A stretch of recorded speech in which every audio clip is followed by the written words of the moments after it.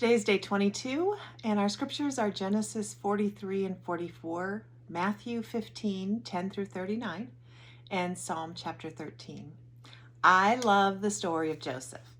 Unfortunately, our reading today ends just before the good part, so we'll have to wait until tomorrow to hear what comes next.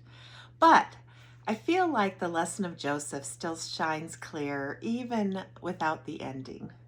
For me, the lesson of Joseph is that of contentment in all circumstances. And that's a lesson that personally I always need to hear. Joseph's life was not an easy one, and yet Joseph never forgot God regardless of his circumstances, and God was always with him. Joseph was sold as a slave by his brothers, no less, and served his master so well that he found favor in his eyes and became his attendant. He was unfairly tossed in prison for something he didn't do, and again he found favor and was put in charge of all those in prison. Joseph interpreted dreams for the Pharaoh and gave him sound advice about the future, giving God all of the credit, and then was put in charge of the Pharaoh's palace. The key phrase in all of these situations, and God was with Joseph. Joseph never lost his faith and trust in God, and God was always with Joseph. Today's reading, I have to admit though, has me scratching my head a bit, wondering about Joseph. We already know that Joseph walks closely with God, that God is with Joseph. Why then does he choose to practice such deceit with his brothers?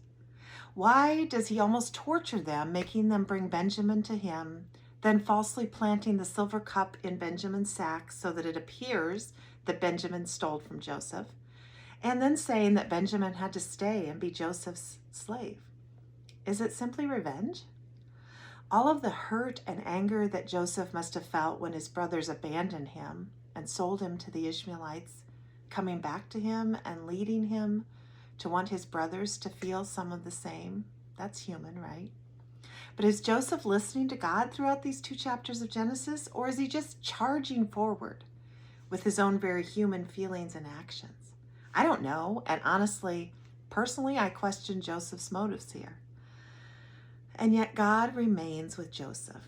Joseph remains faithful to God, whether doing godly things or not, and God remains faithful to Joseph. That's a lesson worth hanging on to. We all have times when we may think or do questionable things like Joseph.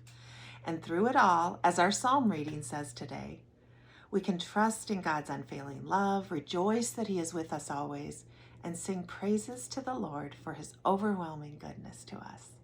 Let it be, dear Lord, let it be.